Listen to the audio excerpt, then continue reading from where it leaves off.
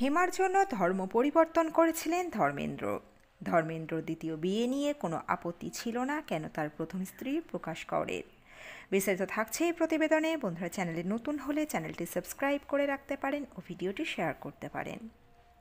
প্রয়াত ধর্মেন্দ্র বর্ষিয়ান তারকার অভিনয় জীবন নিয়ে আলোচনা হয় প্রায়শই, তবে তার ব্যক্তিগত জীবনও বারবার উঠে এসেছে চর্চায়।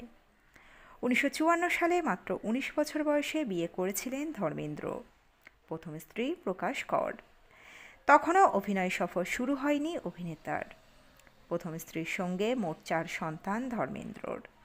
2 পুত্র সানি দেওল ও ববি দেওল, 2 কন্যা বিজেতা ও অজিতা। 1960 সালে ধর্মেন্দ্রর অভিনয় জীবনের শুরু। তখন প্রথম সন্তানের অর্থাৎ সানি দেওলের বাবা হয়ে গিয়েছেন অভিনেতা।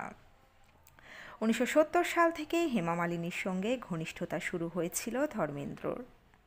সীতা और গীতা, রাজা রানী, জুগনুর মতো ছবিতে জুটি বেঁধেছিলেন তারা।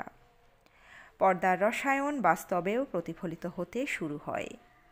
1980 সালে হেমা মালিনীকে বিয়ে করেছিলেন ধর্মেন্দ্র। তখনও প্রথম স্ত্রীর সঙ্গে আইনি মতে বিবাহিত ছিলেন অভিনেতা। এদিকে ধর্মেন্দ্র দ্বিতীয় বিয়ে নিয়ে শুরু হয় বিতর্ক। শোনা গিয়েছিল সেই সময় ধর্মেন্দ্র ও হেমা দুজনই ধর্ম পরিবর্তন করেছিলেন। ভিন ধর্মে বহুবিবাহের অনুমতি রয়েছে বলেই নাকি তারা ধর্ম পরিবর্তন করেছিলেন। কারণ হিন্দু ম্যারেজ অ্যাক্ট অনুযায়ী আইনত একজন স্বামী বা স্ত্রী থাকতে পারে। তবে এই জল্পনা কখনোই স্বীকার করেননি ধর্মেন্দ্র বা হেমা কেউই। তবে ধর্মেন্দ্র দ্বিতীয় বিয়ে হয়ে গেলেও আপত্তি ছিল না প্রথম স্ত্রীর। তিনিও বিচ্ছেদের পথে হাঁটেননি কখনোই, বরং নিজের স্বামীর হয়ে প্রকাশ্যে সওয়াল করেছিলেন। এক সাক্ষাৎকারে প্রকাশ কর প্রশ্ন তুলেছিলেন, কার এত বড় সাহস আমার স্বামীকে রমণী মোহন বলছেন। এই ইন্ডাস্ট্রির অর্ধেক মানুষ তো এমনই, সব নায়কই তো দ্বিতীয় বিয়ে করছেন। উনি সেরা স্বামী নাই হতে পারেন, কিন্তু উনি আমার সঙ্গে যথেষ্ট ভালোভাবেই থাকেন।